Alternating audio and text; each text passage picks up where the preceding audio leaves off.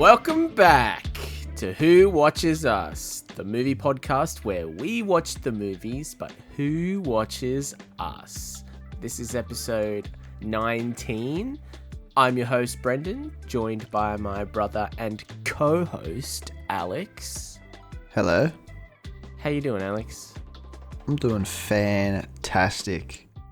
Hell yeah, love to hear it. Love to hear it. Yeah. What about you? I've been better. I'm just getting over like a cold that struck me down over the weekend. You know what's weird? What? I haven't been sick in so long. Oh yeah. I don't want to jinx it, but I haven't been sick in the longest time. Yeah, I was feeling that as well over the summer. And then as soon as we got into autumn, it was like, BAM! Yeah. I think it's because I went on public transport. And just... Lots of ferals. Yeah, all those germies, yeah. Rubbing their boogers and fucking grease on everything. Someone put a booger directly in my mouth. So that could have been it. There's no way to know for sure, but it's a possibility, I guess. Yeah. So... Anyway. It might have been the homeless man who chased you. Yeah, I got chased by like a fucking homeless, drugged out man. It was cool. That's certainly a way to put it. It was cool. Dude, he looked like a zombie. It was fucked. He's on that good shit. He's on that fentanyl. Yeah, dude, he was rubbing his face on the ground. What? Yeah, because I was just walking down the street and I see like a grown man rubbing his face into the dirt, like on the sidewalk. I'm like, oh man, that guy is either having a really rough time or the best time he's ever had. And as I got closer, he was like kind of, you could tell he was on something. Yeah. And then as I was walking, he spotted me. I was like, uh-oh. Oh no, he made eye contact. Yeah, so like he got up he slowly got up and he was like hobbling towards me and chased me for about maybe 3 seconds and then he fell over. And I just kept walking. Dude, he looked like an actual zombie. It was fucked. His eyes. That's fucked. I'll never forget those eyes. It was fucked up. That is fucked up. Man, even fucking fighting zombies in real life. I've been fighting zombies in the dungeons of Cyrodiil. I've been playing so much Oblivion. The crazy thing is I just watched 28 Days and 28 Weeks Later. Like, you're like, this is how it happens. My patient zero. Well, no, the Fent guy with the homeless man with going through fentanyl withdrawals was definitely patient zero. Yeah. Yeah. But anyway, we just watched Spider-Man 3. Fuck yeah, what a great movie. Yeah, it was definitely a movie that we watched. And spoiler warning, we're going to go into this movie in great detail, maybe a little bit less detail than we've been doing lately because we've just been going hard on the notes and the details, and these episodes are getting a little too long, so we're gonna dial it back a bit, I reckon. Yeah, we'll cut back a little bit. Yeah, especially me. I won't explain the plot beat for beat, but you know. Yeah, so I took minimal notes, and it's either gonna be like the best thing ever or the worst thing ever. We'll find out. We got the one-liners in there. This movie has so many great one-liners. It does have a lot of good one-liners. It's just the movie itself is turds. So this movie came out in 2007. I think that's why you picked it, right? Because we watched Transformers the week before, and that came out in 2007. Well, it's just because it's another childhood favorite of mine. Oh, okay. And I've had the itch recently, so I just kind of wanted to watch it. Okay. It was directed and written by Sam Raimi, and he also had some help with the writing with Ivan Raimi must be his brother or something, and Alvin the Sergeant. Never heard of you, mate. That's a fucking cool name. It is cool. Maybe not the Alvin part.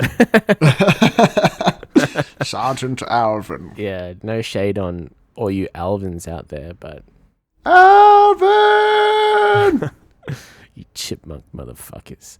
We're watching Alvin and the Chipmunks next week. Please, no. Don't you fucking dare. But yeah, this movie was starring Tobey Maguire. I didn't know you spelt Toby like that. Kirsten Dunst and Topher Grace. Topher's a dumb name. Sorry Also, to all you Tophers out there. Topher? Yeah, I think it's like the last half of Christopher. Also, James Franco? Yeah, Got James Franco was in this. Yeah. He just doesn't have top billing in IMDb, so... Yeah, Yeah. true. Yeah, He plays Harry, whatever Yeah. his last name is. yeah. We also got Thomas Hayden Church as the Sandman.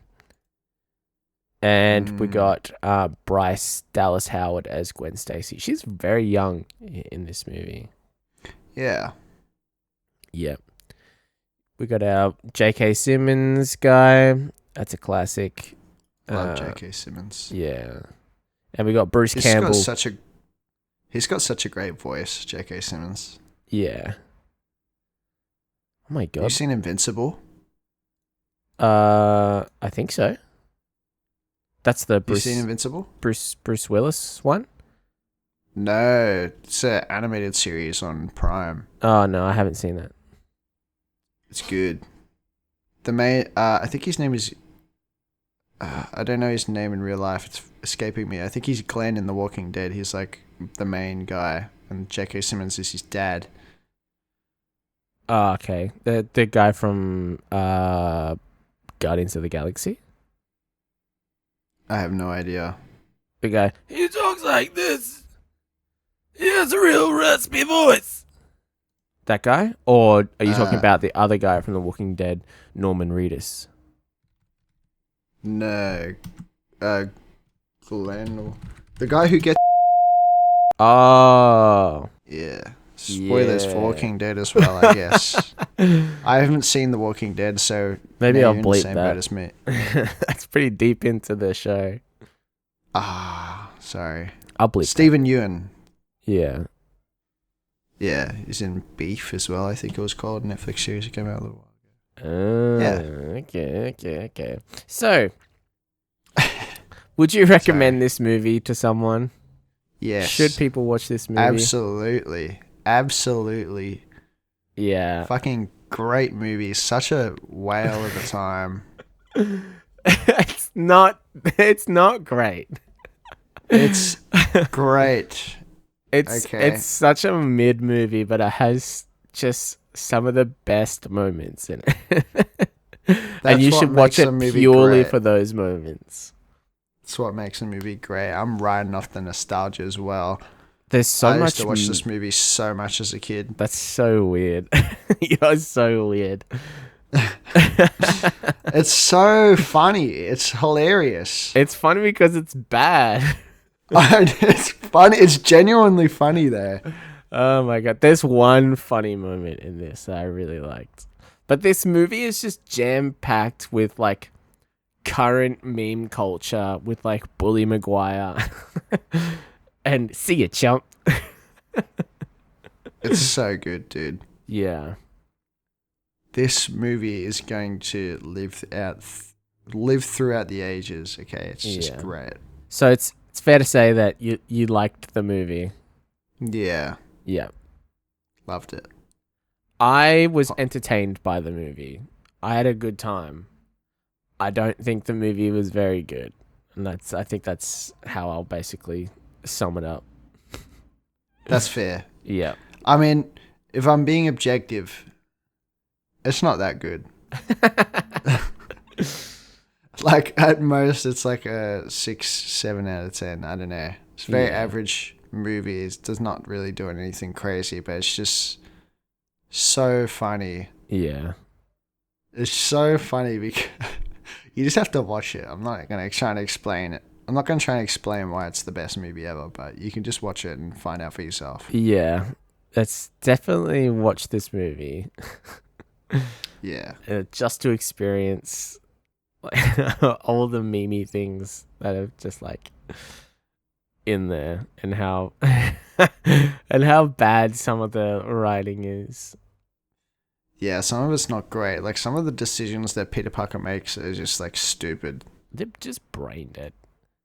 And some of the things And, like, shit he says as well is just the first so funny. The first 20 minutes of the movie, he's so goofy with his stupid smile on his face. Oh my god! All right, let's talk about the plot then, because we're already on the line. Yeah, since we're into it, yeah. So yeah, he's walking around. He's like the fucking man. This is the beginning of the movie, right? He's so goofy. He's walking around. Yeah, he's Goofy Maguire. He's as happy as can be. Yeah, he's doing pretty good, since the last time we saw him in Spider-Man 2, if you saw that. Yeah. I wouldn't even say this is a the weird thing about this movie is it feels like a sequel to Spider-Man 1. It feels like Spider-Man 2 was like the good sequel to Spider-Man 1, and Spider-Man 3 is the bad sequel to Spider-Man 1, because like in Spider-Man 3 he's mastered all of the things that he was bad at in the first movie. And I also recently watched Spider-Man 1 in our Discord server with the community, so it kind of felt like a weird sequel to me. I can completely understand that, because it's almost like the second movie never happened. Yeah. They really don't talk about it much, but they reference the first movie a lot. They even play like, there's probably 5 minutes of B-roll from the first movie in this movie. It's kind of weird. Oh, man. The other two movies are so good. But yeah, Peter Parker, he's on top of his time management. He was so shit at it in the first movie, but he's all over it now. And I'm not going to be able to... Oh, no, I can. And... as much as he's on top of his time management, he still gets bullied in school. He's in college and he gets bullied by the other students. Oh my god. He's such a dork.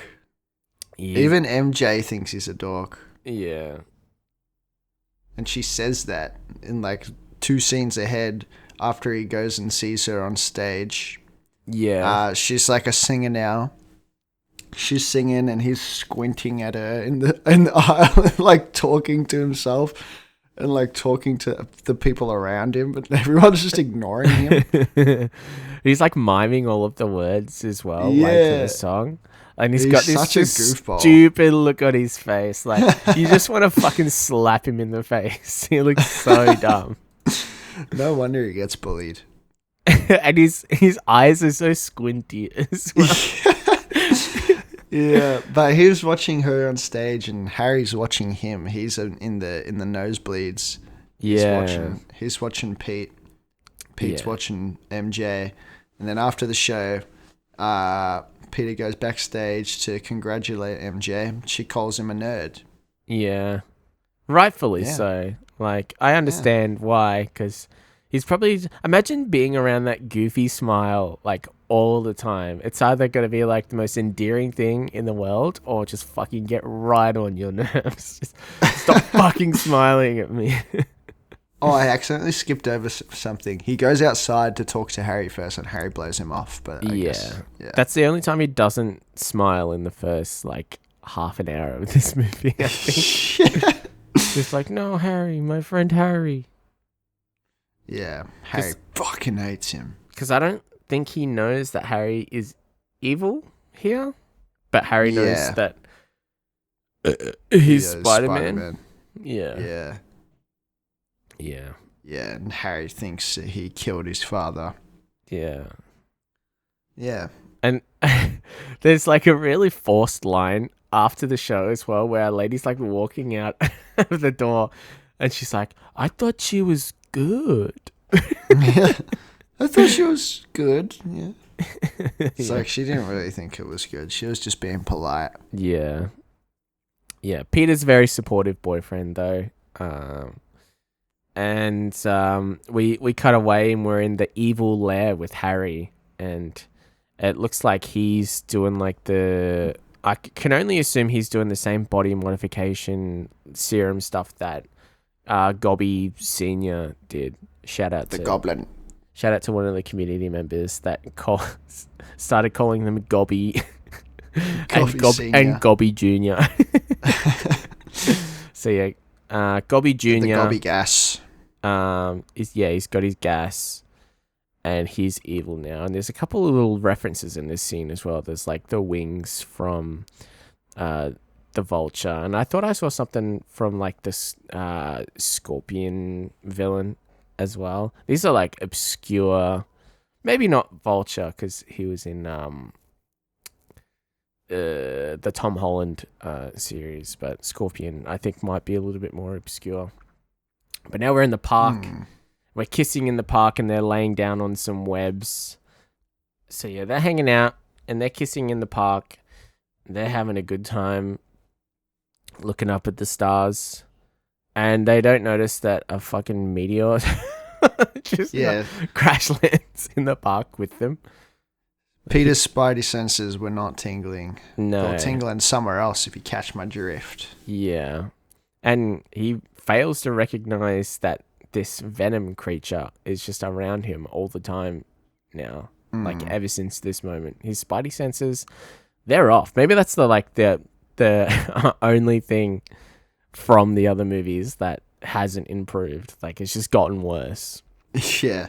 Or maybe because his ego is so fucking overblown in this movie. Like, especially at the start, he's so goofy. Yeah. He's just ignorant. Yeah.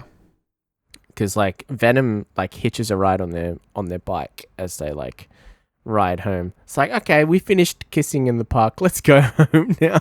Let's go home. What it? Like, I get it. Like, that, it's, like, a nice thing to do. I wonder how long they were actually there. Just 5 minutes. Let's go kiss on the stars a little bit and then go home. Yeah, but what happens next? We're introduced to a new character. We're introduced to Flint Marco, aka the Sandman, but he's not the Sandman yet. No. He's just escaped prison and he's running from the cops. He sneaks into an apartment and you're unsure of whose apartment this is, and then he puts some letters under his daughter's pillow. And he goes in the kitchen and he's eating bread. He's breaking bread with his hands, and the mother catches him. She goes, what did she say? She just starts scolding him. I didn't write down what she said. Apparently he killed a man. And she doesn't want anything to do with him. Yeah, she's like sort of in disbelief because he's been in prison, and then all of a sudden he shows up in the middle of the night, and they're saying you killed somebody. Blah, blah, blah. Yeah, so, his daughter's sick as well, and his whole motivation is that, he wants to cure her with money. Like, he's just trying, like, that's the whole reason he went to jail in the first place. He was robbing somewhere, and he got sent to jail. Yeah. Yeah. Bloody freaking idiot. Idiot Sandman, what are you doing? What are you doing? And so the dad and daughter, they share a nice moment. Yeah. And she gives him a locket with her face in it. He makes a vow that he's going to make her better. Mm-hmm. With that green, baby. Yeah. Time to get that green back. And the mom tells him, get out! Yeah, because the police are arriving. Yeah, he goes, I'm not a bad guy. Just had bad luck. And then he leaves. And then we get a new scene, and Peter's pulling up to his aunt's house, and he goes, Aunt May, I'm going to marry MJ. She's like, okay, that's great.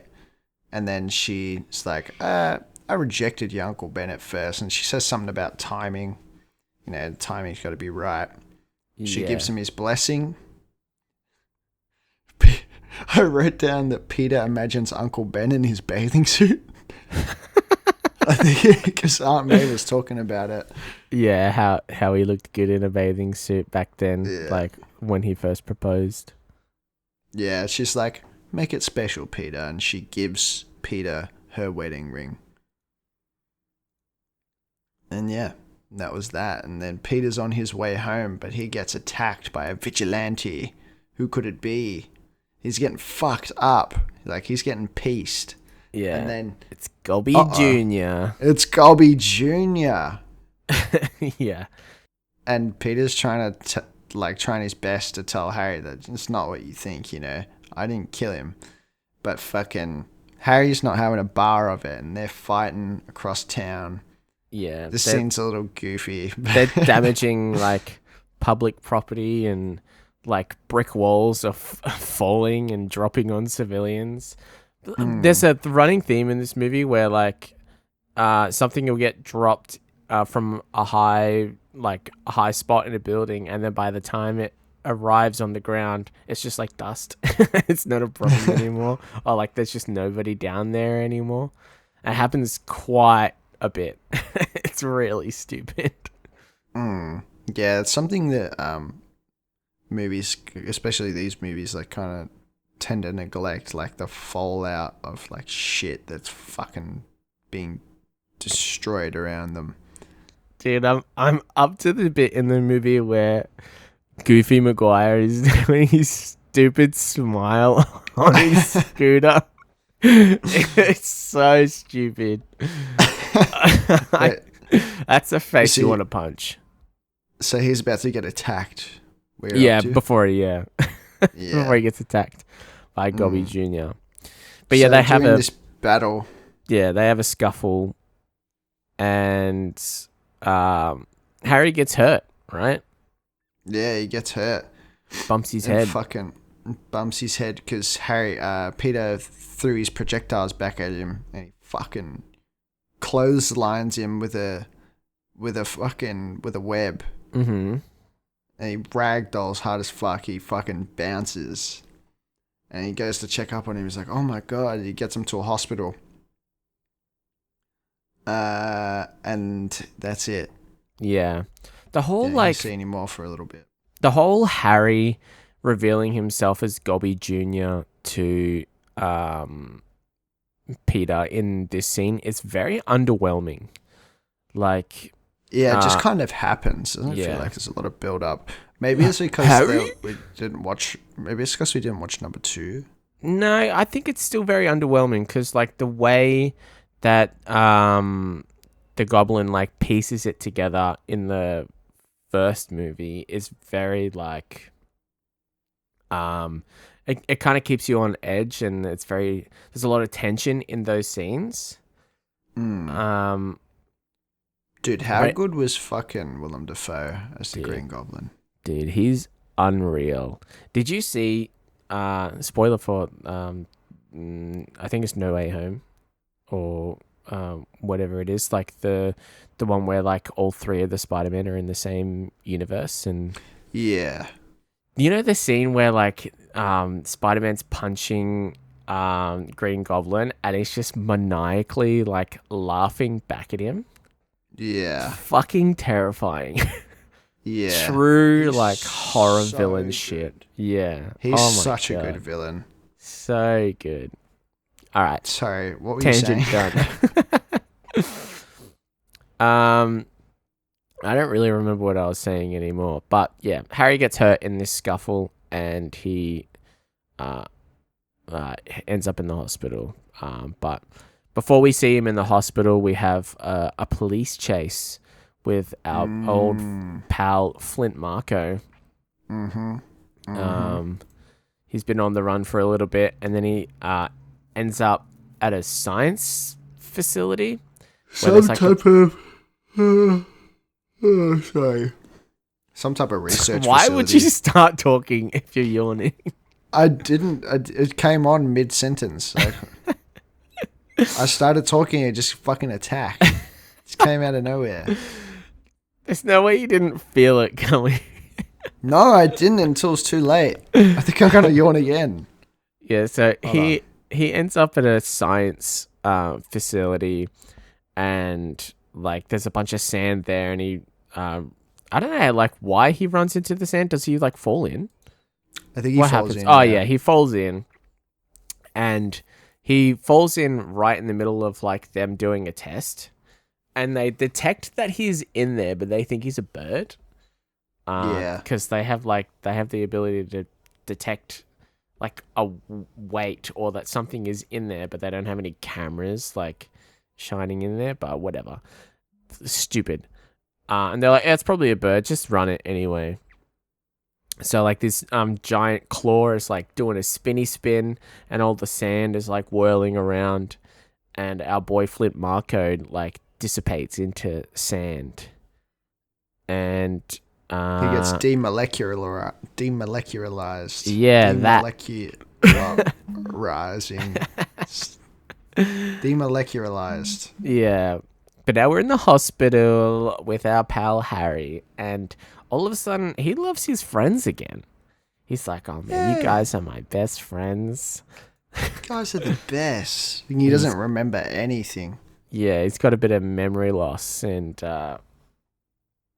fucking Peter takes full advantage of him. Yeah. It's like, cool, he doesn't remember that the whole situation. I'm just going to take advantage of this and have my best friend back. Like, I think morally, you probably like try to explain it to him in a way that, you know, you can, like, it's, you know, it sucks, but you can talk it out rather than him having to like find out the information again and then get pissed off at you and then have another fight. But whatever. Yeah. Yeah, he probably could have tried to explain it to him. Yeah. So yeah, he's best friends with Pete again, and Pete lets him have brain damage, and you know, he's sort of like, you kind of get the feeling he's like into Mary Jane again because they dated in the first movie, and that's why I feel like this is a sequel to the first movie because it's only references to the first movie. It's weird. Yeah, they fucked up the order. Yeah, but we're back at our boy Flint Marco. What's going on with Flint Marco? I keep yawning. Fuck. Flint Marco, he reforms into a man.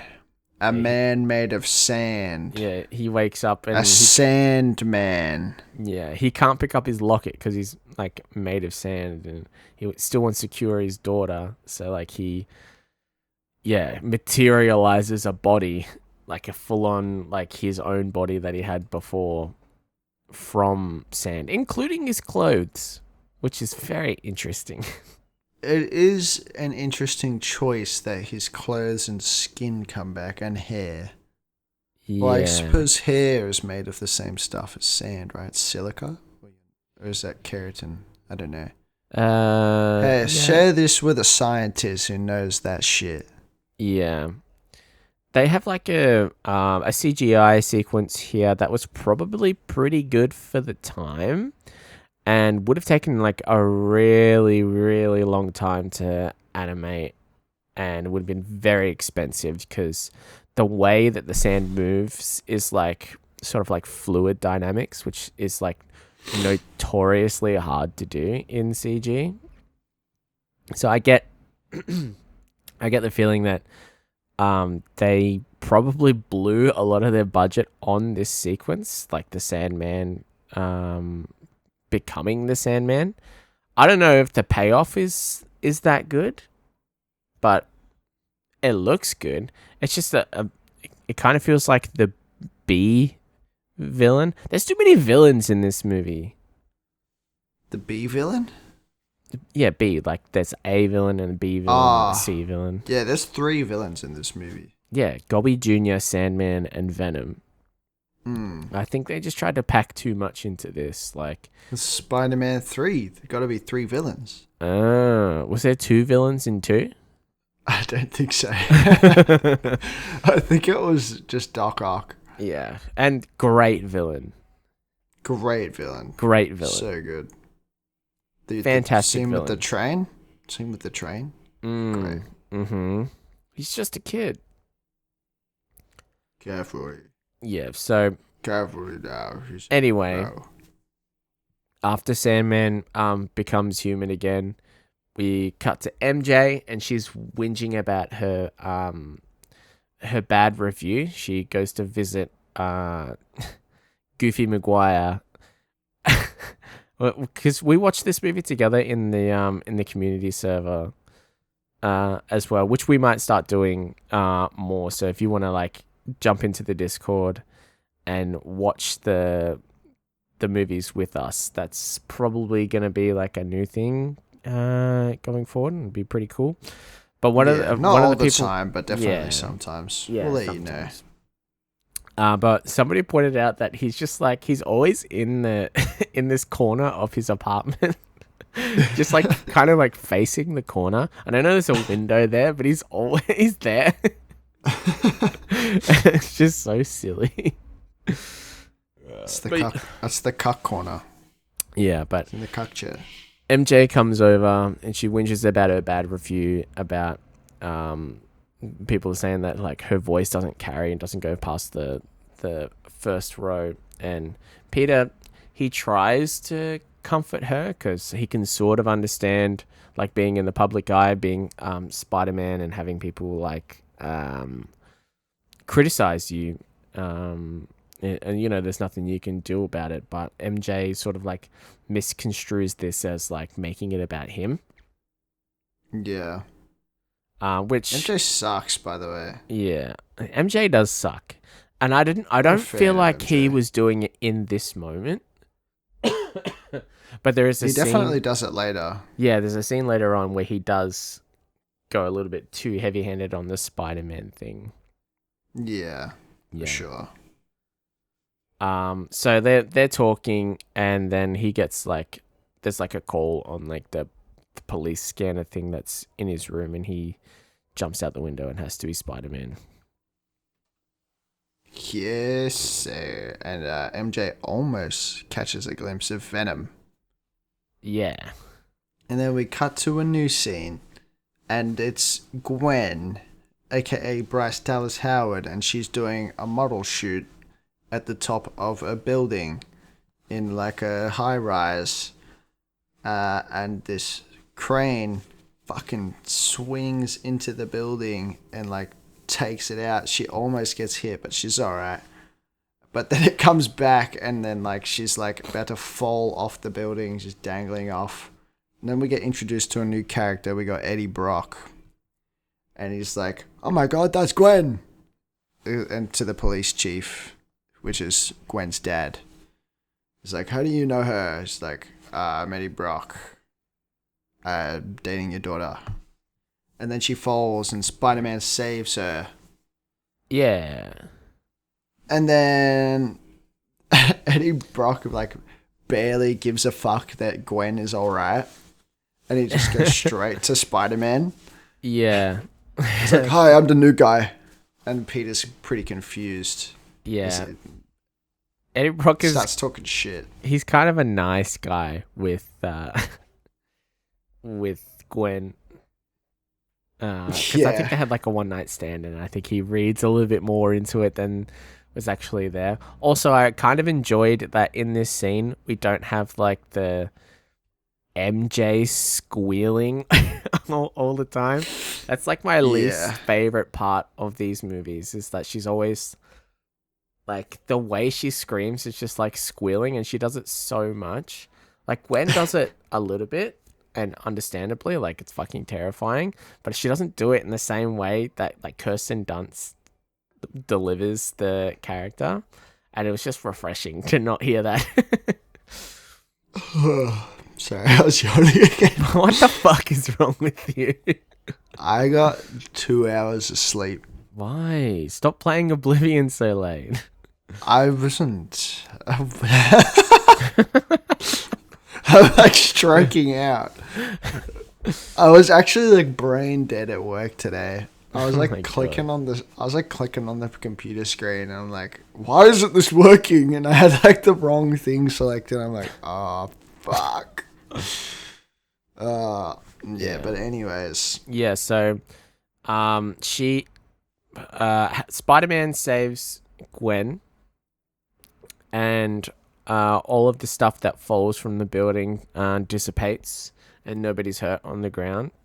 Mhm. And yeah, we have the Eddie Brock Daily Bugle reveal that there's someone's moving in on Peter's turf, and he doesn't Spider-Man he doesn't like to hear that, so he's gonna go investigate and see what's going on with that. Is that Kobe Smulders? Who is that? Is it? Surely that's not Kobe Smulders.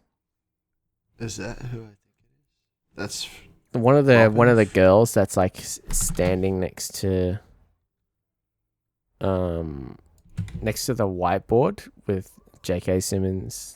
Someone's like pitching something to J.K.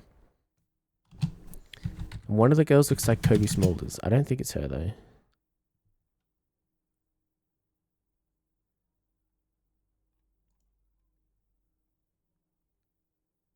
No, I don't think so. No, we're good. Anyway, so Peter, he goes to the Daily Bugle to see what's going on. We cut to Mr. Jameson, and he's struggling with his anger and just the sheer incompetence of people in his office. Yeah. And our boy Edward Brock Jr. shows up to sell his photos. He's like, I'm the best, and I take Spider-Man pictures. Here you go. And Yeah. Peter's also there, and he's like, hey, I take photos too. What the hell? Yeah, I've been here for like years. Yeah. And Jameson's like, you know what? Whoever brings me pictures of Spider-Man doing naughty stuff gets the promotion. The way you said it made it seem like it was risque. Spider-Man's in like lingerie or something. Yeah. And then they're like, okay, game on, but Spider-Man wouldn't do that. And Eddie's like, yeah, I'm gonna get those pictures. And we get a bloody Stan Lee cameo. Yeah. And Enough said. yeah, that's about it. And then Peter and Harry, they're best friends again. They're awkward friends. They don't really know how to talk to each other, or just like the writing is bad. Yeah. They're kind of awkward. Sure, I guess it makes sense that things would be awkward. Like Peter probably feels a bit weird. Yeah. Harry doesn't know what's going on.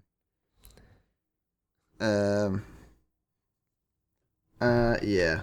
They talk about girls. Peter has a flashback, and Harry stares at a picture of his dad. And then, like, Peter tries to distract him by throwing a basketball at him. Yeah. And he, like, knocks stuff over. Also, this is Spider-Man, by the way. He can't throw a ball straight. Anyways. Yeah, he, like, knocks stuff over, and Harry fucking, like, catches, like, two things at once in, like, different directions. So he's got mad reflexes. Yeah, he's still got the moves. He's still Gobby Jr. on the inside. Yeah. Yeah. Absolutely. And then we're at the theater. And MJ's fucking getting replaced because she sucks and no one likes her. She's a shit singer.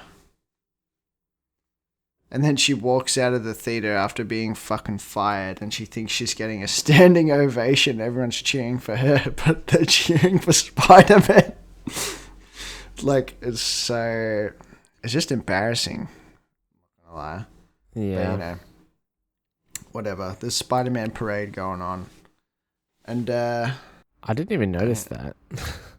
I don't remember what happens here. I just said Peter in awe does a silly little dance. I don't know what that means. I don't know what that means either. We'll just move on. Hang on. He's got his goofy face on again.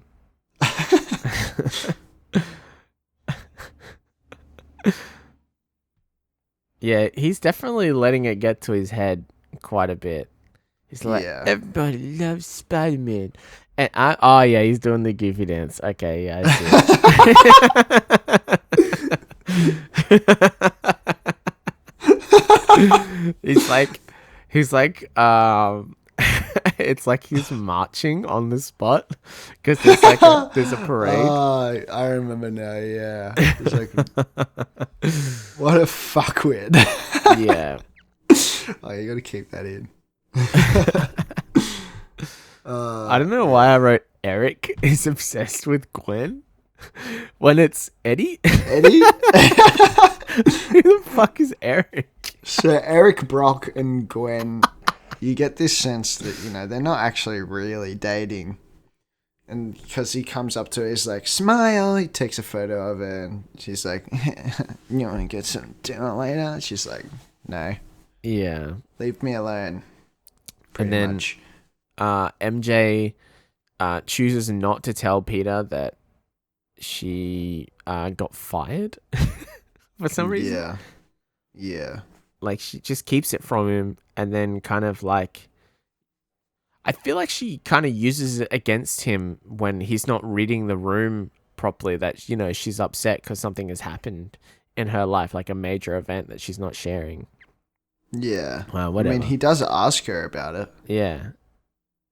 She just neglects to share, but at the same time... He also doesn't ask because he's pretty self-involved. I don't think he asks, like... about like, oh, you seem a little bit upset. Is something wrong? Like, has something happened or whatever? And then we cut away and Sandman is just walking down the street. He's an escaped convict and he's like, yeah, whatever, you know, I'm just gonna walk down the street in the middle of a very busy city where people are looking for me. And obviously the cops catch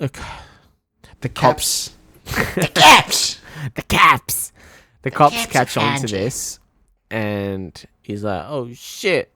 And he hides in a sand truck, which is like a truck full of sand. It's quite convenient. Very convenient. And the cops are like, "Where'd he go?" And he's like, "Here I am, a big sand man." Yeah, he goes big mad. Yeah. And they start shooting on him. Yeah, and then he flies away. Yeah. He just has the power to be sand and also be sand in the wind. Yeah, he's his own sandstorm. Yeah. And then... yeah, he's like blowing heaps of shit around, and then Gwen's giving a speech. You know Sandstorm? Yeah, Dude Sandstorm. And Gwen's giving a speech. She's giving away the keys to the city, right? Yeah, to Spider-Man, because Spider-Man's the fucking man.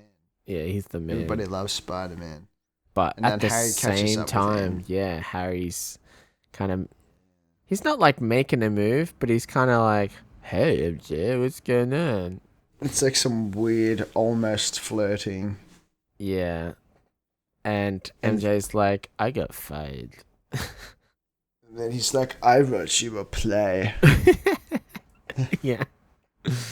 So she tells Harry, and she doesn't tell Peter. Sus behavior. And then you get a great scene where Peter's suited up. He's about to put his mask on. And he sees everyone cheering for Spider-Man. And he goes, they love me. It literally just played on my screen. He's squinting so much. He's got mega squint on. And he's got his goofy smile. He's like, they love me. So he swings in and he's showboating, and they're like, kiss him, kiss him. Yeah. So Gwen kisses Spider-Man. Yeah, because he's upside down. It's like the first movie again, right? Yeah, which I thought it was a little weird that people even know about that. Yeah, it is. Do people weird actually know that about that, or is that no, just a they coincidence? shouldn't. They shouldn't know about that.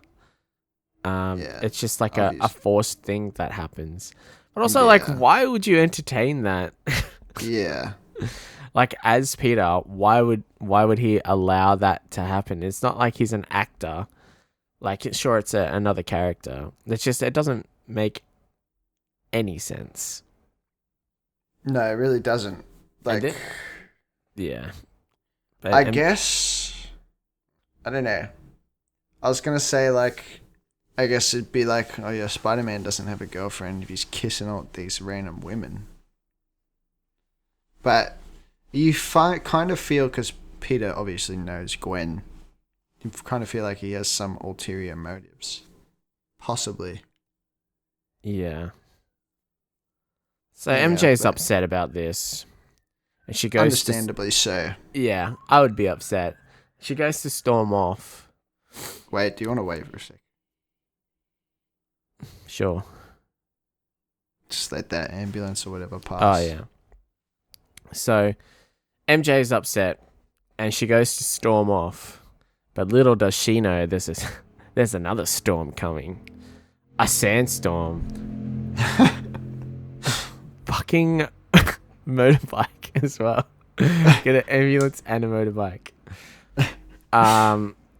And so yeah, Sandman appears in his sandstorm. And I thought I saw this when we watched the movie. And when I brought it up, they were like, oh, I didn't see any people. He fucking just like dissolves a group of people that are like pointing towards the sandstorm. Did you? No, I didn't notice that. He fully goes through a crowd of people and they just like disappear. Well, they don't disappear, but like There's just bones left behind. sand at that speed, like, you know, they disappear into the sandstorm and you don't see what happens after that. But like, they're dead. You know they're dead. I don't know. It depends how fast it is moving. People can stand out in a sandstorm and be okay. They surely have no. It's gonna skin hurt. left. You're gonna get like a burn. They like have a no friction skin burn. left, man. They're dead. They disappeared. They're They're just 100% bones. dead. They're just bones. Yeah. And Sandstorm, he flies away again after he disappears some people because he's going for an armored truck. He's got to get his money to cure his daughter. So he busts in. He's getting his fix, but bloody Spidey shows up out of nowhere.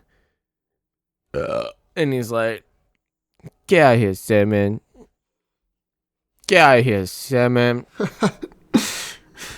Get out of here, Sandman. And You're not supposed to be here. And did you notice that in this movie, Spider-Man talks like Sonic? No. If you pull up this scene, do it after the podcast, where he's talking to Sandman. He's having this scuffle with Sandman. He sounds exactly like Sonic. It's like Sonic Spider-Man. Like his voice is like way more like, whoa, yeah, hi Sandman. Whoa, it's crazy. What's that? You want some money? No.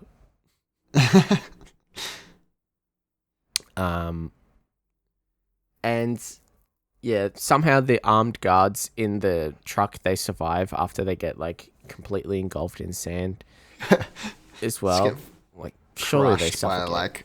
They just get crushed by like 100 kilos of sand. They're fine. Yeah.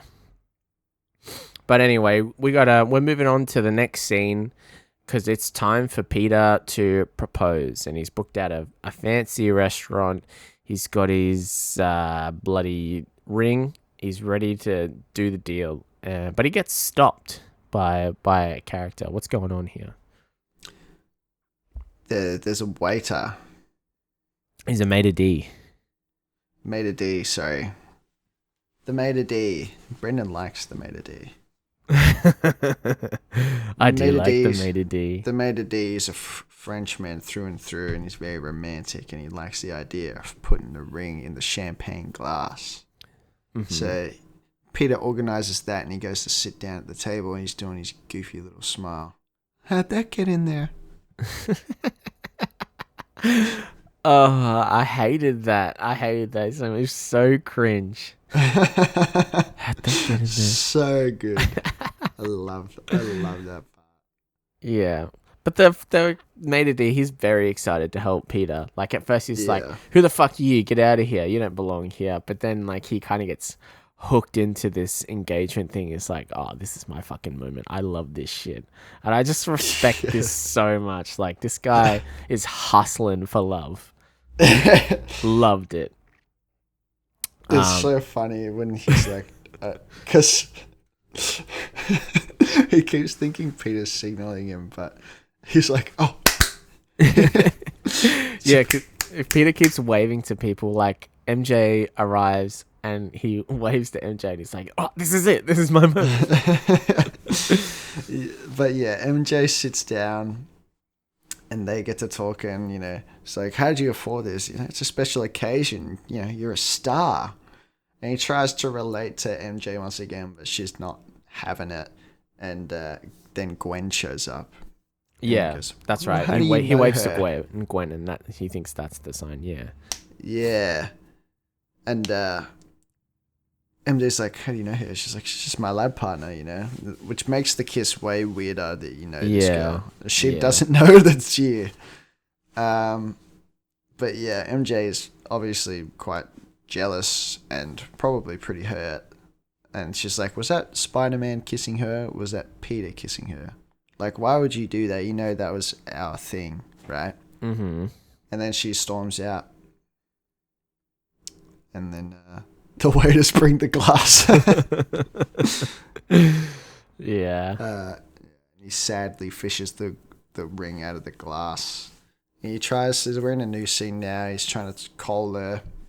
She's ignoring her. And then he goes to hang up the phone. He hangs up and she tries to grab it at the last minute. It's just way too late. And then Peter gets a call as soon as he hangs up. And he goes, oh, hello? But it's Captain Stacy, and he's got news for Peter. All right. Yeah. So Peter and Aunt May go into the cop shop, and they let Peter know that this Flint guy is on the run. And he's actually really the guy that shot Ben. And then Peter starts having a fucking meltdown in the corner. He's imagining what happened, how it went down. And then he gets angry. He's angry, Peter. And then he's insane, Peter. He's fucking... because in the next scene, he's just like... tapping on this little heater or whatever, just listening to the fucking cop radio. And MJ comes by and she's worried about him because she heard about what happened from Aunt May. This happens this is an hour into the movie. That's unreal. Yeah. That's crazy. He's goofy Peter for a whole hour. I thought it was only 30 minutes. Now he's angry Peter. The thing is, I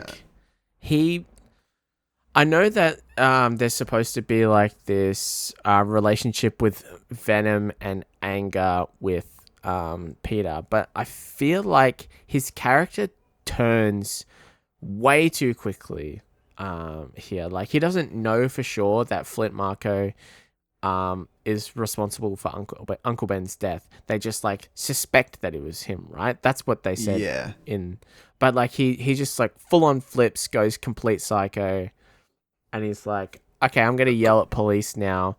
And pretty out of character for Spider-Man as well, because he's from my understanding, he's kind of all about second chances. We can, it doesn't have to be this way. Yeah. That's what he tried doing with Green Goblin, because of the first movie where he, spooked that guy and he fucking fell and died. Yeah. It's all about second chances and, trying to bring people back. But he's just fucking livid at this point in the movie. He's quite emotional and unstable. Yeah, but it's just the first movie again, right? It's just let's just recreate that same thing again with just a different guy who's we're saying is actually responsible. But that's the death of Goofy Maguire. Goofy Maguire. So yeah, he's brooding in his apartment, and MJ shows up because she finds out the news, and she's like, "Oh, hey Peter, I'm sorry that happened to you. Everyone's worried about you. Are you okay?" He's like, "I'm fine. Fuck off. Go away." That's basically what he says, right? Pretty much, yeah. He just brushes her off. She leaves, and he suits up. And yeah, he's just waiting in his Spidey suit, listening, and then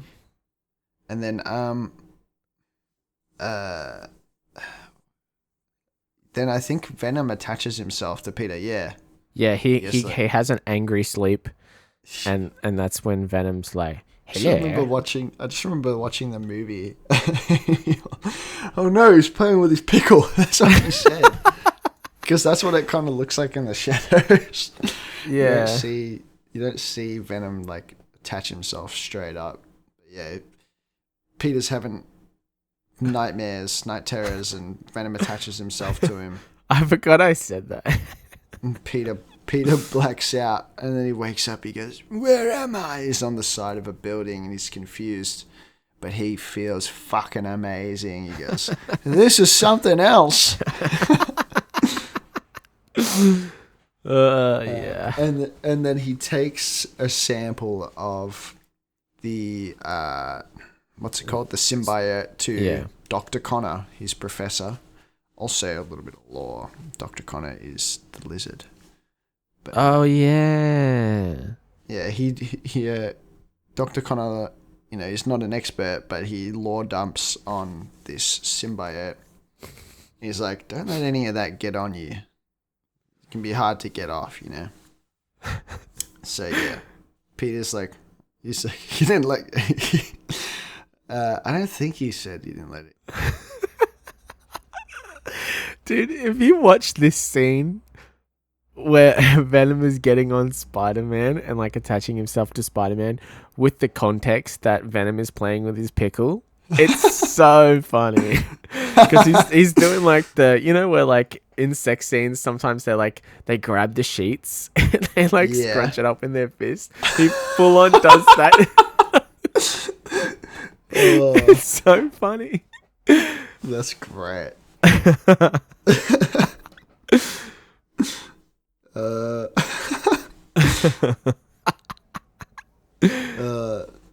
Yeah. So Peter goes home because he's gonna go after Marco, and he instead of going for his regular suit, he opts for the black suit, and he arrives at the scene which Sandman was last seen. Fucking chases Sandman, but not before dissing Eddie Brock and smashing his camera, saying, "See ya, chump." You can tell Peter is mad as fuck and he's not really himself. I can't unhear the fart from that meme. Like the echoed fart.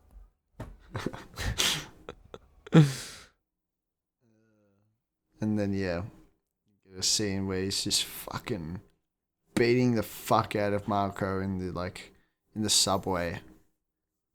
Subway? And Subway? Eat Fresh? Jared? Sorry. Mr. Fogel? Mr. Fogel? Mr. Fogel's the next Spider-Man villain.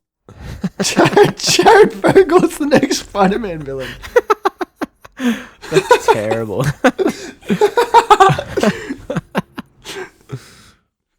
He just beats people to death with rock hard Subway sandwiches. I didn't think that would be the crime he'd be committing, but no, I just wanted to stick clear of his other crimes. We don't have to talk about that on the podcast. Not Jared Fogle being a Spider-Man villain. Isn't he he would make a good villain? Subway man. He already is a villain. Yeah, but he's So anyway, he's like comic book levels of evil. Yeah. That's what I'm trying to say. But yeah, Flint Marko, during his fight with Spider-Man, Sandman gets wet and He he's falls in a puddle. Sand. Yeah. He falls in a puddle, and then Peter really lays it on. He unleashes a big water pipe. He breaks it up because this fucking place is New York City and it's old and dilapidated and fucking falling apart. And now he is evil Peter. Evil Peter, yeah. He destroys city, like, public equipment, like this And- water pipe, bursts it open and washes away Sandman. Also, he thinks he killed Sandman at this point. Yeah, he's actually hoping thinks that he killed Sandman, yeah. Yeah, because he's evil Peter now. He And, is evil Peter. He gets home, and the landlord's giving him guff about rent. He's like, "You'll get your rent when you fix this damn door." I forgot the bit where, like, he's killing Sandman. He pulls on the pipe and it goes, ping, ping, ping. And, like, each time the camera, like, crash zooms into Sandman's face, like, a little bit more. Yeah, his face was so good there. So he kind of realizes the suit is doing something to him. Yeah, he's crashing out. He He really is crashing out. he puts on an emo fringe. It's so funny when he's got the Venom suit on, he has an emo fringe. As soon as he takes it off, it's like it's fine. He's got normal Peter hair again. Yeah. But he goes to see Aunt May, and then he brags about killing Flint Marko. And she's like, "But killing is wrong, Peter." And then Peter smiles for some reason. Yeah. He's like, "I thought you would be happy to, like, hear this news." He doesn't imply that he killed Flint Marko. I think at this point, Aunt May knows. Yeah. I can't remember. I don't remember if she ever says that, or I'm thinking of a different Spider-Man. I might be thinking of a different Spider-Man. But yeah, she's not as happy as Peter thought she would be, and she gives a bit of a lecture. She's like, you can't live your life going out for revenge. It's like a poison, But then we got a new scene. And MJ. My God, MJ. Yeah, she's doing toxic cheater type stuff with Harry. She's like, let's come over for dinner. or whatever it is. I don't remember. Yeah, it's just like, I need some company right now. Oh yeah, like let's have dinner at your place. Yeah. Which is just such a weird way to phrase that. I just need some company right now. Yeah, because I think she just picked up a job at a club where she's like a waitress and a singer at the same time. And I think Tobey Maguire makes up with the manager again, right? In between all of this. Yeah, he's like before she goes over. Yeah, he says he's sorry. The landlord's like, "It's okay. You can just buy me pizza sometime. You in trouble?" Yeah. I think he goes, "Trouble, like lady trouble." And then his daughter was like, MJ is like, "None of your business. Go. He's so mean to his daughter. Yeah, but he gives great advice. Such good advice. He's like, you tell her I am a good woman and you're a good man. And that's it. Or the other way around. I can't remember. I think I said it the wrong way around. But I think you said it wrong, but that would have been funny. But that's what he says. He's just like, so you're a good man and she's a good woman, and that's it. That's it. It's like that expert. That's all you got to do, and shit will be fixed. Divorce guy. Yeah. Actually, I don't know if he's divorced. His wife just might be dead. Maybe. Anyways, MJ arrives at Harry's house. Yeah. That two-timing fucking Mary Jane. Yeah. And they're cooking together and they're jamming and dancing, and MJ's insisting that Harry will dance with her. She's like, "Oh, the butter!" They burn the butter. They fuck it. And then they read Harry's play, and Harry's like barely has a scar anymore, which I think is just a reference to the green goblin gas serum doing its thing. It's still in his body. That healing factor. Yeah, she's touching his face. She's like, "You don't have a scar anymore." They get real close and then they kiss. And then they regret, and then she storms out. And then Harry drinks. He's sad and upset. And then he hears his daddy's voice. He hears Gobby Senior's voice. He goes, "Harry, you have to avenge me, Harry." My note here is Harry remembers everything and has a huge forehead.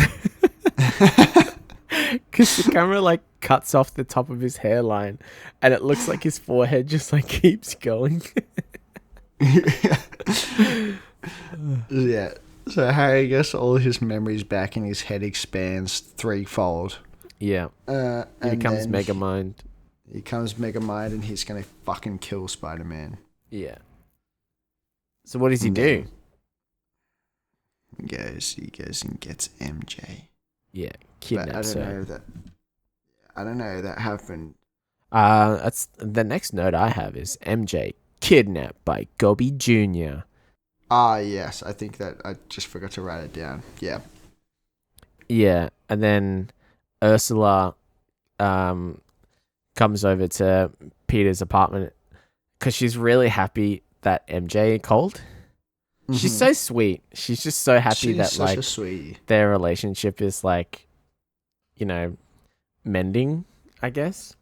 Yeah. It's like, it's MJ. You gotta come to the phone right now. It's MJ. It's Mary Jane. It's Mary Jane. And Mary Jane. She wants to call. She wants to talk to you. She's like, meet me in the park. On the bridge. And then he does. Yeah, he brings flowers. They are talking on the bridge. And he's like, I love you. And she's like, we need to break up. Yeah, she doesn't want to see him anymore. Yeah. I don't want to see you anymore. And Peter's like, there's someone else. Yeah, where he's like, oh, but I have this ring. I was going to propose. And yeah, she's like, there's someone else. Fuck off. Go away. She's just lying. She's just lying. Because Harry's in her head. Yeah. She walks past Harry and he does a little smirk and he goes, bravo. And then the next scene he's with Peter and they're at the cafe and he's playing both sides. He's just as much of a snake as MJ is. Yeah, so, you know, Harry dumps all of MJ's career shit on Peter. Yeah, at first he's like comforting Peter. Yeah. He's like, yeah, she's just going through a hard time right now, I guess. And then he reveals that he is the other guy. Yeah. And then he does Peter's a magic flabbergasted. trick. Yeah.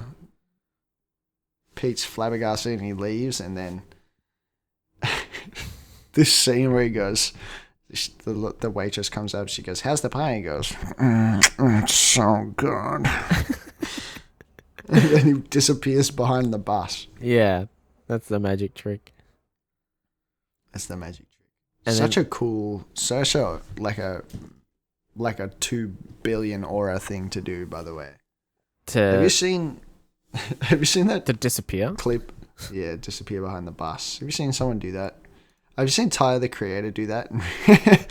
There's a video of Tyler the Creator and then someone's filming him and then he just disappears behind a bus. I think I haven't seen that, but I remember they do that in one of the Jason Bourne movies. Like, I think it's the first one. He like disappears behind a bus. But I think in the frame you can see him running away or something like that. Or maybe there's an alternate cut where like a joke cut where you see him like running away after the bus goes past. I can't remember. Sort of like that joke where, like, you know how Batman's always disappearing, like when you turn around, but then you like see him running away at the last second.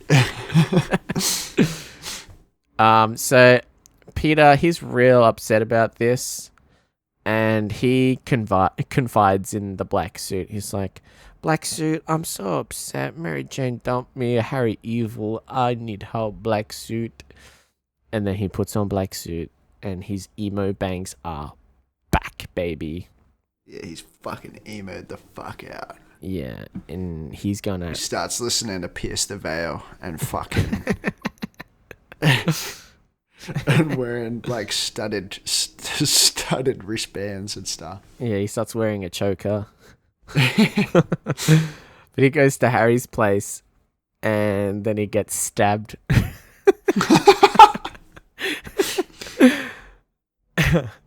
And then after he gets stabbed, he beats up Gobby Jr. And Gobby Jr. loses, and he's like, "You gonna cry?" Stings, doesn't it? And I think he goes to walk away. Yeah.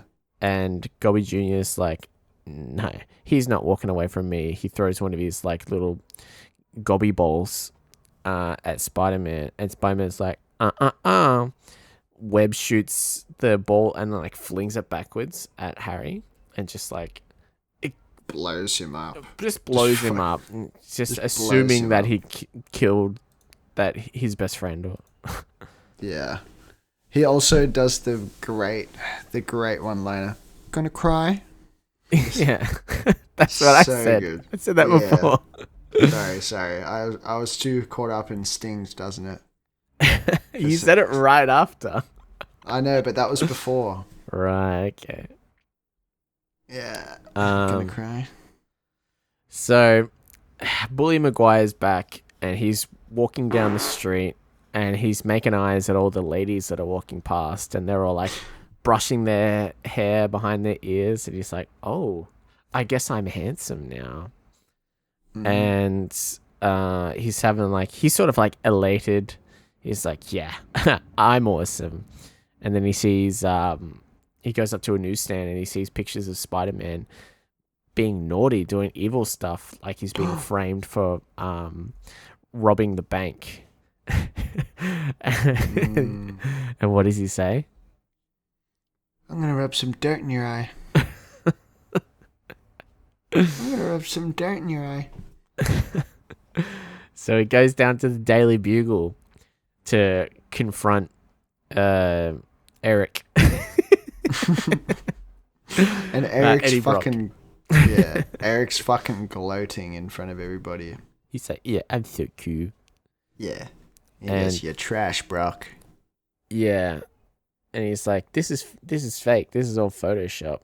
And he pushes him up against the wall in front of the whole office. And nobody looks at Peter as if he's the bad guy, because he's just, physically assaulted another employee and pushed him up against the wall. Like, it doesn't matter if the work is falsified. You can't do that. Like, you will get fired. But I don't know.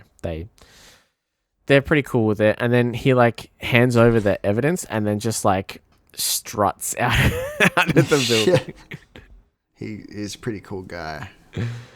Yeah. And then he fucking, he's the fucking man now. Yeah. Right? He's the man. He is him. He's the He's villain. Assertive. He's the fourth villain. He's the fourth villain. He's assertive. He's dominant. He's alpha now. All right. Yeah. He's showing what's her face, his pictures, and he goes, "I'd love to shoot you sometime." Wabam! And then he tells J. Jonah Jameson, is like, "You give me that job, or you don't get any more shots of Spider-Man." And then he's boogieing down the street. And he goes into a suit shop, and he comes out, and he's wearing an all black suit, and he's just fucking, He's like he's thrusting his hips and rolling his arms. He's going hard. Right? He's feeling like feeling like the man. Yeah. And but wait a sec. Sandman's back. But only for this one scene for like 3 seconds. You just see that he's alive, and then you cut back to Peter and Gwen, and they're going to the jazz club that MJ works at. Okay. Peter is on his shit. He's about to start some shit. And it's just like, and you know, Gwen's like, sorry, I was just reading my notes. Gwen's like, am I overdressed? He's like, you're looking fine, babe. And then they get to the club, and he whispers in the waitress's ear, he goes, find us some shade. Thanks, hot legs. And then he goes, I am so loving this.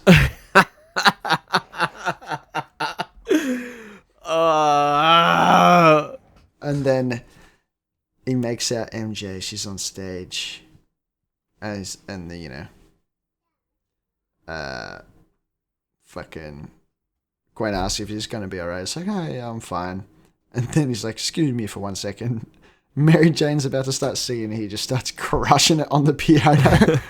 He goes, this is for you. He starts moving around the club, and it's so goofy. And he goes, now dig on this. And he asks Gwen to dance, and they're dancing, and it's getting real. There's a lot of tension. He's doing it all in front of Mary Jane. And then, obviously, Gwen realizes that Peter's just doing this for Mary Jane's attention, so she fucking leaves. So, yeah. Peter just looks like a freaking fool. Yeah. Yeah. And Gwen apologizes to MJ. She's like, I'm so sorry. I'm so sorry. Yeah. Peter tries to go up and talk to her. And, you know, the manager comes up. He's like, can I help you? And he's like, no. This is when he starts crashing out real hard. He's fucking crashing out. He's like, gets asked to leave. And the secchi's going to take him out. But he just starts a fight. And he's going crazy in there. And then he accidentally fucking wallops MJ. Yeah. And she's like, I don't know who you are anymore. And then he leaves. And he goes to fucking find God. Because he's at the top of a church and he's aura farming. Like it's the rain. Aura farming? He's aura farming. Like he's just posted up on the top of a church. It's raining. He's hitting the hardest fucking pose known to man. Yeah. He's like, oh man, I'm low on aura. I gotta go farm. Yeah. Well, that was like hitting a woman is like minus like 7 billion aura. So you gotta go like, you gotta go aura farm, get some aura back. In the black suit too. The black suit's always cool. That's like instant plus 7 million aura. It's still a long way. Yeah. So he starts ringing on that bell at the church because he's like, I gotta get rid of this suit. Yeah. And he's trying to pull it off, but he can't because Venom's like, no, we're homies now. I live here now. I'm the symbiote. I'm gonna take over. And meanwhile, while this is happening, Eddie is also having a bit of a crash out, and he's looking to God for guidance. He's at the bottom of the church in the pews. Yeah, we forgot to mention because it's just like Eddie Brock was like begging Peter to just like, you know, let it go, forgive him. He's like, you want forgiveness? Get religion. Yeah, another great one-liner from this movie. Anyways, go on. Yeah, so Peter's like, he's trying to pull the suit off, and then it bumps into the bell, and that's when you see the reaction from Venom, that like sound, he no likey.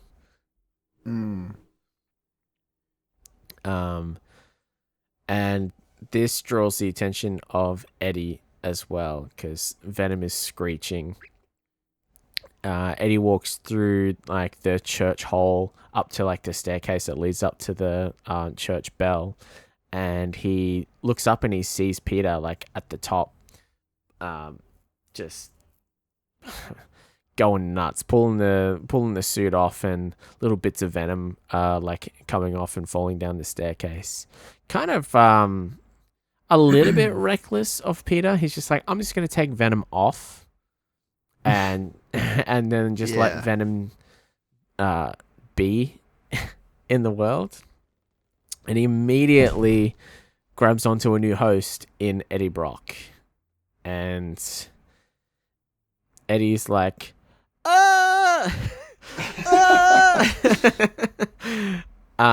Venom takes over, but then Eddie kind of he likes the power and the anger, I guess, because he's a very angry person himself. So I guess they kind of like feed off each other. Yeah. So he's evil now. Yeah, he is Venom. Yeah. But Peter's sad. He's Knock having at the door. He's doing one of those like shower water on the face and cry at the same time, so no one can see you cry. And Aunt May comes to visit. Yeah. And she's like questioning. She's like, how's MJ? Do you propose? He's like, nah, I'm not ready, I hurt her.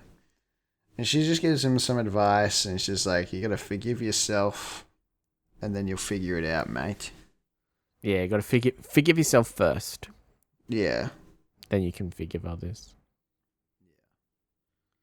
And then Venom and Sandman, they catch up at a cafe, and they have like a coffee and a croissant, and they're like, you know what? Spider-Man sucks. We should team up and take out Spider-Man. And they're like, yeah, that's a great idea. That's a great idea. So they kidnap MJ again. Yeah. Fucking MJ cannot stop being kidnapped. Everybody's got to know who Spider-Man is at this point, and they know who his girlfriend is. Yeah, so she's being held hostage, and Peter suits up. They challenge Spider-Man. They only grab MJ though. They don't grab Gwen. Nah, fuck Gwen. Like, I feel like it would be a more interesting dynamic if they grabbed both, right? Probably, yeah. And then like a way more interesting scene is you have MJ and Gwen, and then like you make him choose between the two, like one will die, one won't, and then like he has to deal with that sort of moral dilemma, and like try and save both of them, which he could end up not saving like either of them, because they did that again in the first movie. The first one, yeah. With the school bus full of kids and MJ. MJ in the school bus, yeah. No, they'd just be ripping off Green Goblin. Can't do that. That's true. Yeah, you can't rip off Gobby. Also, I feel like it'd be obvious that Peter would choose MJ. Yeah, but then he's got to deal with the repercussions of letting Gwen die. True. Like, isn't that way more like interesting? I guess, yeah, definitely. I don't know. More interesting for a movie, I guess. But yeah, Peter's like, help me, Harry. Help me, please. Help me, please. And he refuses. He refuses. But then old mate, old guy that's been the butler. The butler guy that's been at the mansion for ages, that knew about Gobby Sr., revealed like how Gobby Sr. died, and it was like his own glider wounds. And he's like, it was the glider wounds, like he accidentally killed himself, and Peter's right, and haha. And Gobby Jr.'s like, oh my god.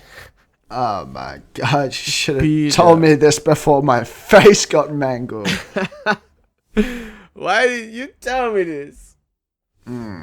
So yeah, Butler Lord Dumps wasn't Spider-Man. Green Goblin accidentally killed himself. Yep. Yeah. And then MJ screaming again. Screaming. She's like she like is in a taxi way up on this high rise, and then she falls like 100 feet in the taxi, but she's fine. Mm-hmm. And Spider-Man pulls up and everyone claps. And then Venom attacks Peter as he's trying to save MJ. And he's like, I'm gonna humiliate you like you humiliated me. Oh my god. Why was that so high pitched? I don't know what you're talking about. It sounded like you moved a chair. What's going on with your ass? What are you saying? I'm just trying to tell you what's happening in Spider-Man 3 right now. MJ distracts Venom with a cinder block, drops it on his head. Perfect aim from like 30 meters away. Kind of impressive. Peter frees himself and they free fall. Pete takes a hard landing. Yeah, because Eddie's got him wrapped up in venom webs. Yeah.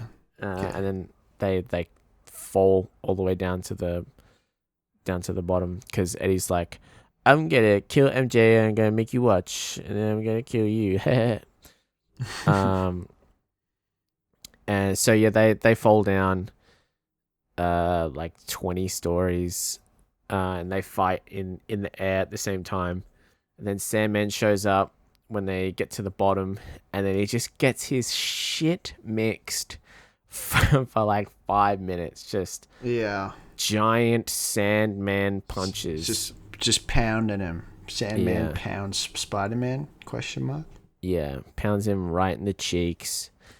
And it's looking like Spidey's gonna die. And MJ's just watching. She's like, I know she's really high up in these webby doos, and she's jumping from web to web, trying not to get crushed by these dump trucks that keep coming loose. But then once she does that, she doesn't try to like save herself. She kind of just stays suspended up there. Yeah, she's not doing anything to help herself. Yeah, she just occasionally rolls out of the way. Don't make Spider-Man's job any easier. Yeah, definitely not. But then Gobi arrived. Gobi Jr.'s here to save the day, and they team up. Yeah, he blows up Sandman's head, and then he fucking takes out Brock, and then Spider-Man's like, you came! I came. But MJ's falling! So they need to team up. They save her, and then she's saved, and now they're gonna Eiffel Tower her together. No. But then Peter gets knocked down, and then Harry takes down Sandman for good. Not really, but he's like down pretty. Yeah, he's down. Out and for the count. The crowd, is out for the count, and the crowd cheers. But Venom's sneaking around.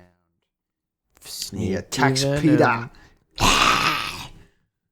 And he strings him up and he starts hurting him. He starts pinching him. He starts pinching him and tickling his armpits. Yeah. He goes, stop! Stop it, Venom! Stop it, Eddie! Stop! But Brock is not swayed. Harry tries to help, but he gets fucking done. He fucking gets done in, bruv. He gets Venom goes, I'll fucking do you. And then he does him. Yeah. So Venom, he's like, I'm evil. And he grabs Gobi Jr.'s bloody board, airboard, I guess, hoverboard. And he just like jumps and he's gonna full on pierce Spidey's heart, and Gobi Jr.'s like, no, and sacrifices himself and saves Peter.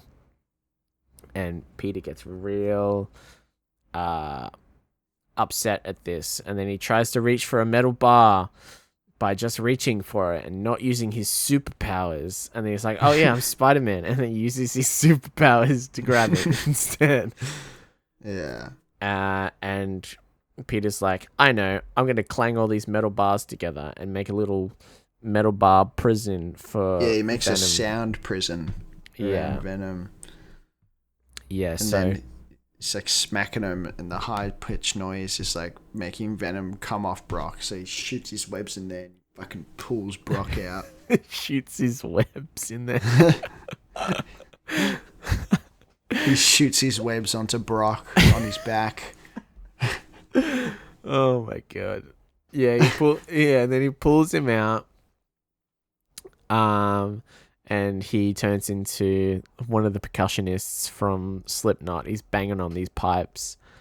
He grabs Gobby's explosive and he's throwing it at Venom to blow him up in the sound prison. And Eddie's like, no, and he jumps in after it because he wants to stay as Venom, and they both blow up and they die. Wah wah. Wah wah. The end. Yeah, and then Sandman shows up. Yeah, Sandman shows up and he says, "I didn't want this." Like, I just wanted money. Yeah. You could have just not teamed up with Venom. Yeah, it doesn't seem like this was in your best interest, man. Like, you could have just kept stealing money for your daughter. I don't know how that works if, like, they know the... Because doesn't money have, like, a code on it and you can tell if it's been stolen from somewhere? Yeah, but there's ways to, like, clean money, like, launder it and stuff to make it look legit. Yeah, alright. So... Yeah, basically Spider-Man tells him, you know, you always got a choice. Yeah. He's like, I was scared. It was an accident, and I wish I never did it. Yeah, he tells stories about the Uncle Ben thing. It's just an accident. The other guy made the gun go off in his hand by accident. He was like, Ben was talking him out of it, and he almost, like, you know, he was gonna stop and just go home. Yeah. Then the guy made the gun fire by accident.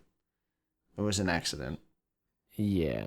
And then Spider-Man T-poses for a little while, and then he kills Sandman with forgiveness.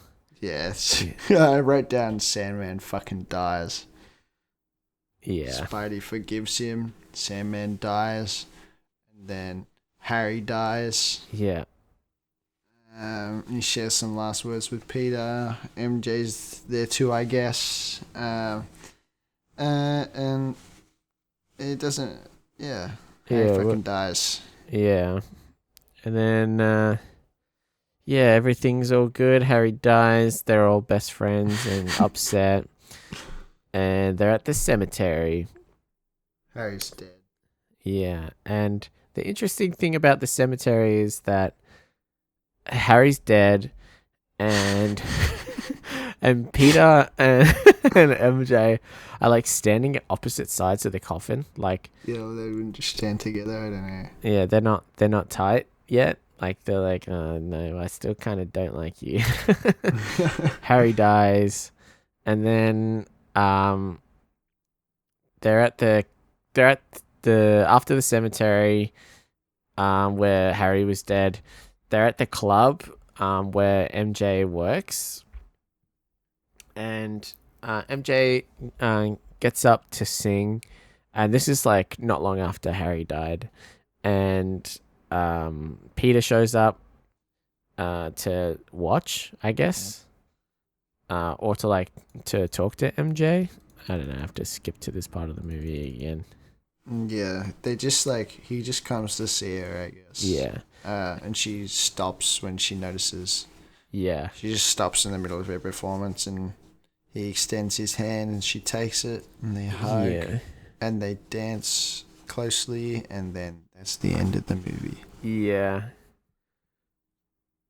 And this wasn't too long after Harry died. The end. Yeah.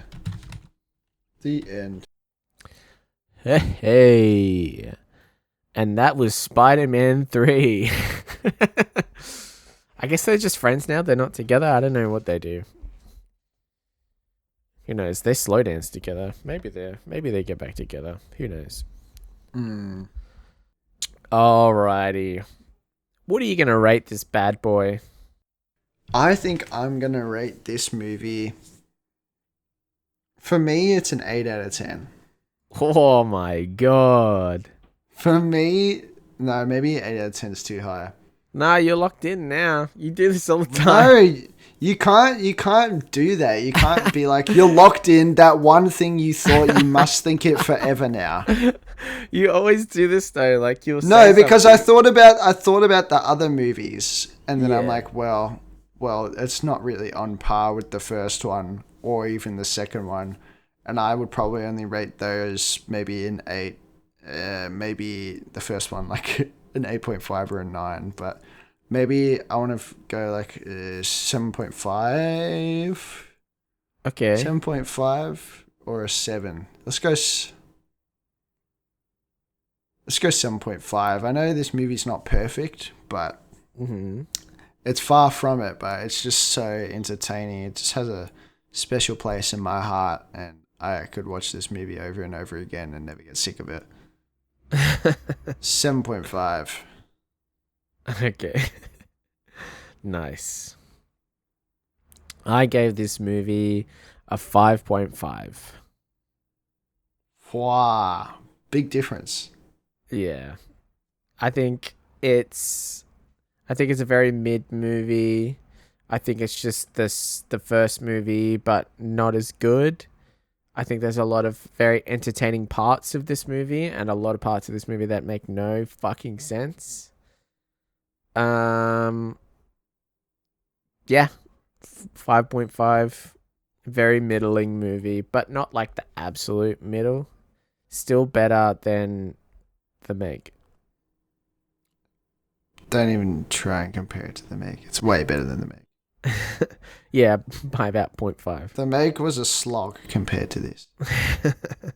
But The Meg was Good. still entertaining though, like in a very similar way. No, this is way better than The Meg. Okay. So, I'm gonna guess that your favorite part of the movie was right after Spider-Man gets his suit. He suits up, he walks out of the building, and then he does his little dance. He's moving his arms around. He's thrusting his hips. It's a very iconic dance. It's a very iconic dance, but no. It's a great That's not scene, it? but nah, that's not it. Okay, then it's Goofy Smile Peter when he's on the scooter. No. What the hell? Do you want me to tell you? Yeah. I'm gonna rub some dirt in your eye.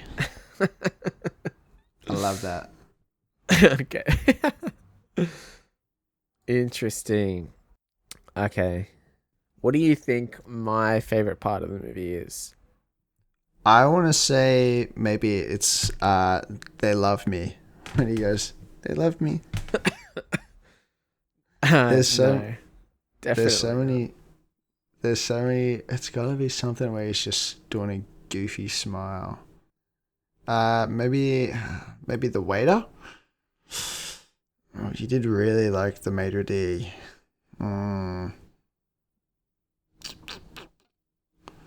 How'd that get in there?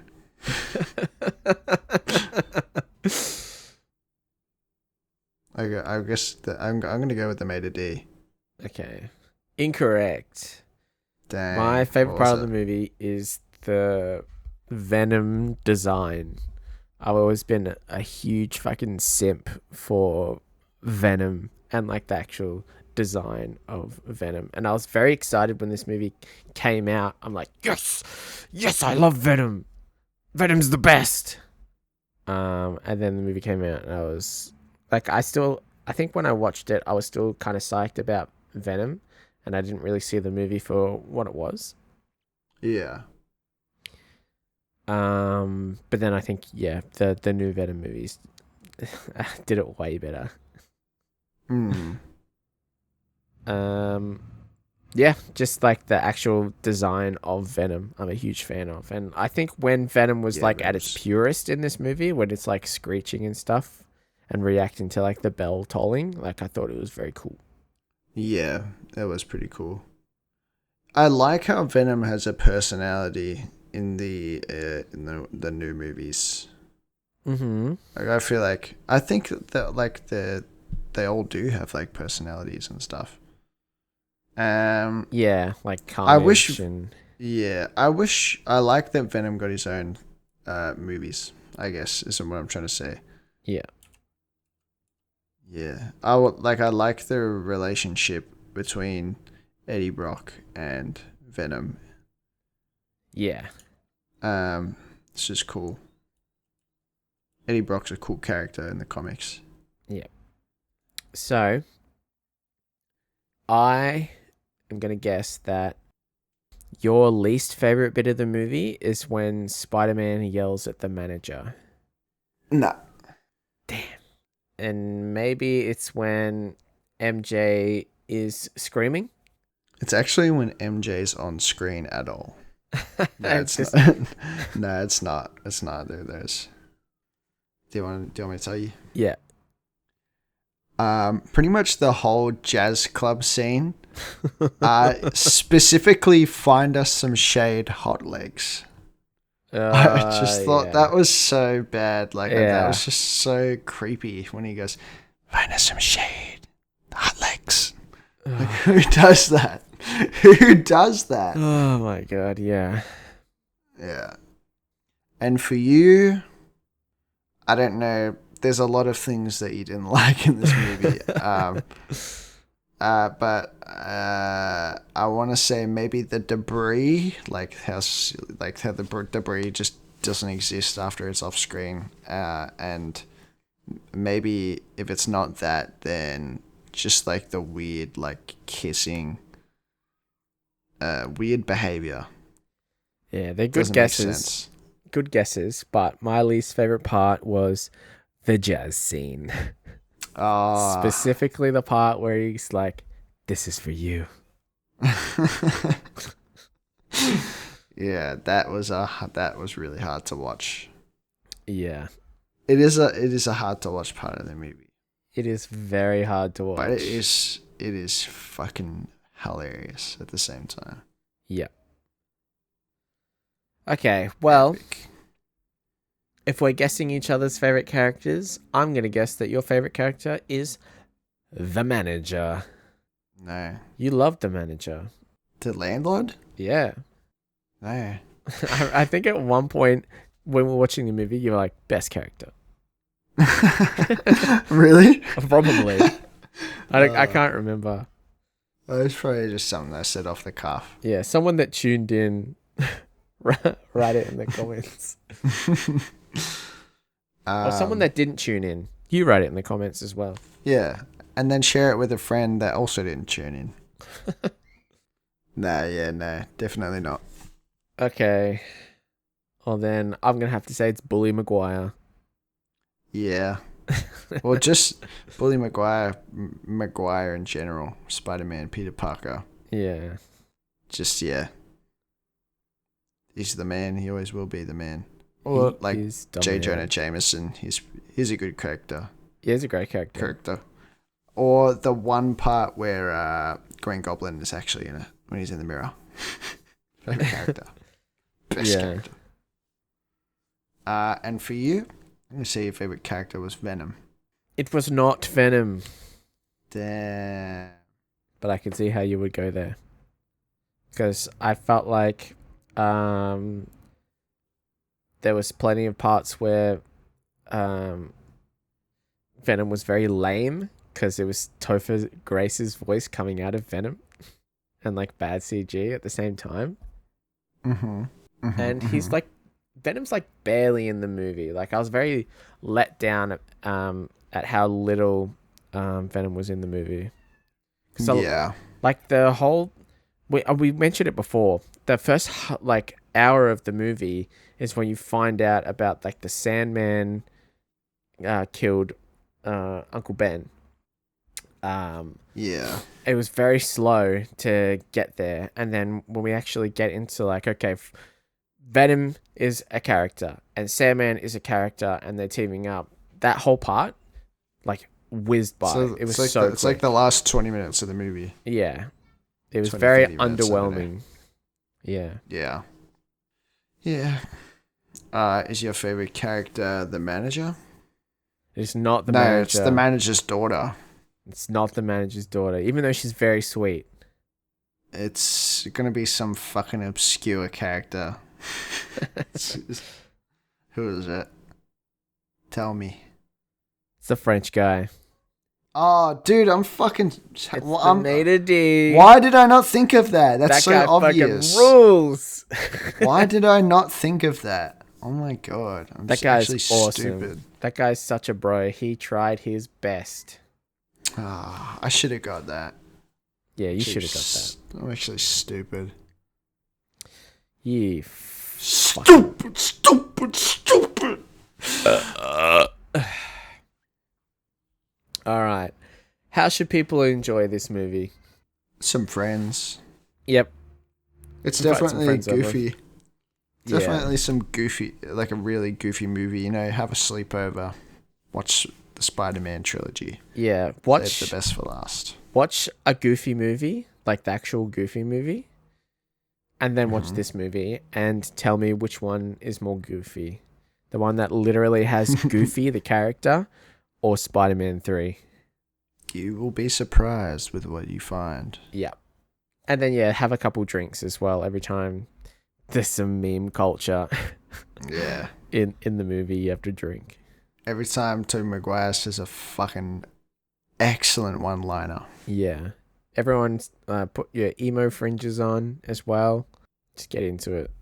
Everyone do the dance when he does the dance. I feel like this movie is definitely best enjoyed with friends. Yeah, definitely. I feel like that's when I've had the most fun with it. Yeah, we had a blast in the Discord call when we watched it. Yeah. Last Last time I watched this movie, I was drinking whiskey and milk. Nice. It was the day after New like Year's, and I was isolating with a couple of friends because we all thought we all had COVID. Cool. We were drinking whiskey and milk and watching Spider-Man. It's great. It's a great time. Amazing. Yep. All right. Well, that's how you should enjoy the movie. Yeah. Now, we only got a couple of things left in this episode. Mm. Now we're going to play a bit of next movie 20 questions. We got to come up with some names for these segments. Yeah, we'll figure it out. All right. I have my movie ready. Hit me with the questions. Did this movie come out in the last 10 years? No. Oh, fuck. It's so broad. Is this a sci-fi? I don't think so. Okay. I'm going to say no. I'm just looking for the actual classification. Does this movie have a male lead? Yes. Okay. Is this movie funny? No, I don't think so. I haven't seen this movie. Chances are I haven't seen this movie either. I probably don't even know what this movie is.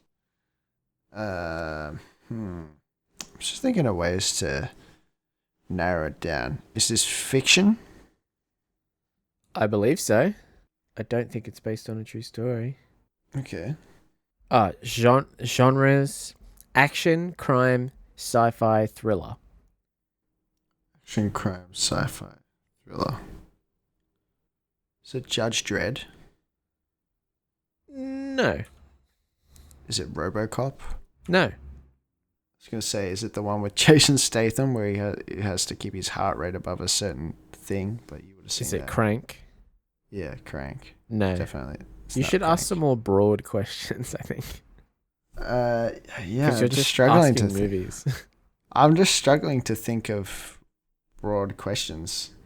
What is a broad question that I can even ask? You could probably start honing in on like actors or something. Has this actor been in the Avengers or the MCU? No, not that I know of. Not as like a very recognizable character.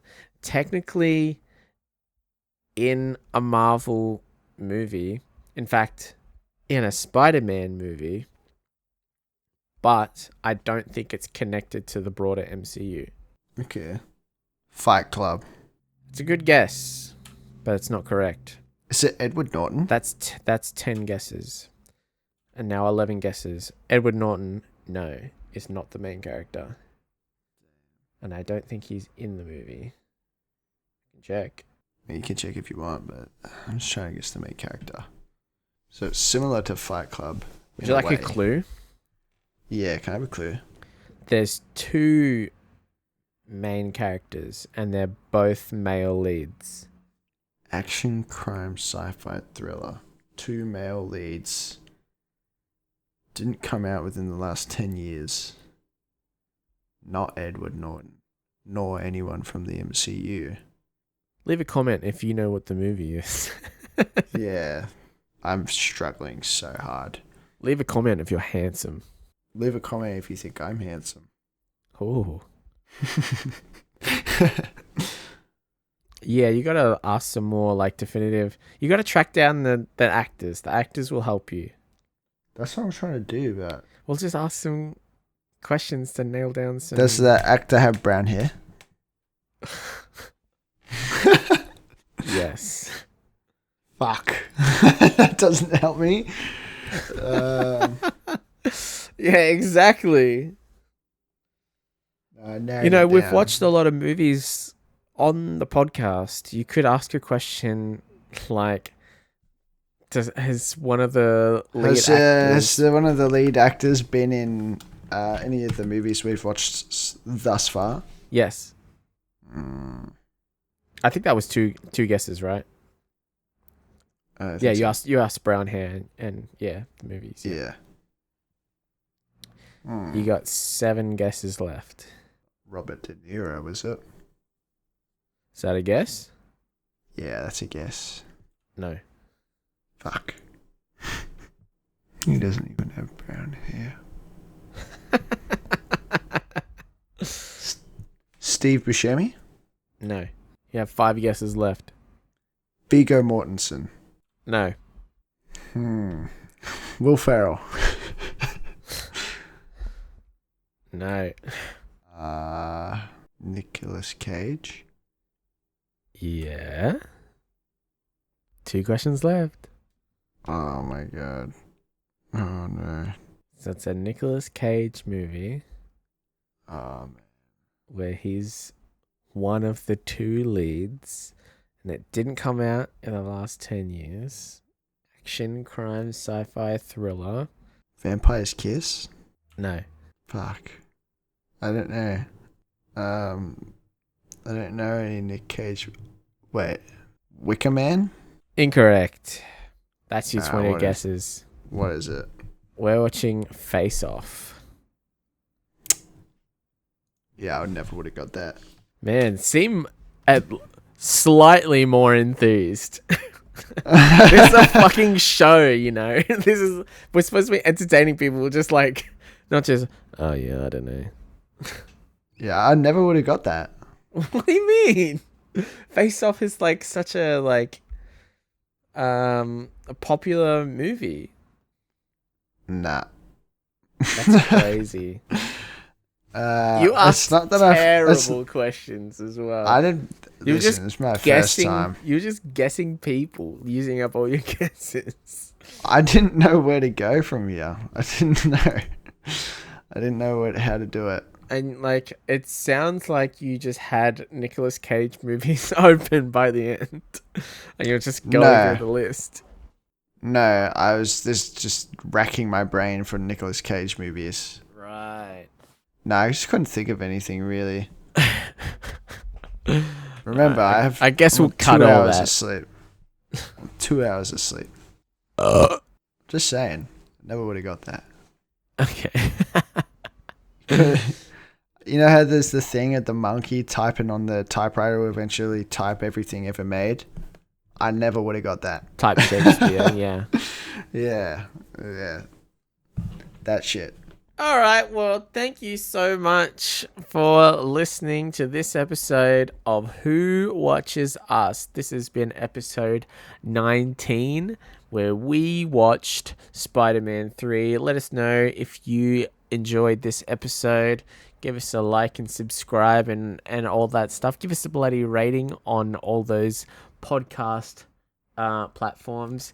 Get in the bloody Discord, because when we do movie nights, every now and then if that's something that you think you'd enjoy. I have to fix up some of the links for the Discord thing because the old one that I was posting expires after like a week or something. So yeah, I'll fix that up. Anything you want to say at the end of the episode, Alex? Thank you for watching. Yeah. And I mean, listening. Thanks. Tell me what you thought of Spider-Man 3. Don't say anything bad or I'll find you. Fucking do you. And if you liked this movie, we can drink whiskey and milk together. How's that sound? And we can watch this movie all over again. Yeah. We'll watch all 3. Sound enthused. This is a Yay. share this podcast with someone who you think would like it, or don't. Like and subscribe, or don't. You could do either, but one thing you should do is watch Spider-Man 3 and drink whiskey and milk. Hell yeah. I've been Alex. See ya. That's not how I'm ending it. Bye-bye. Bye.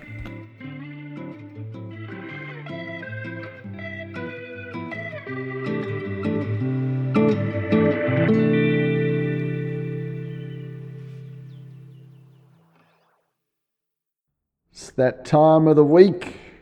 6, 5, 4, 3, 2.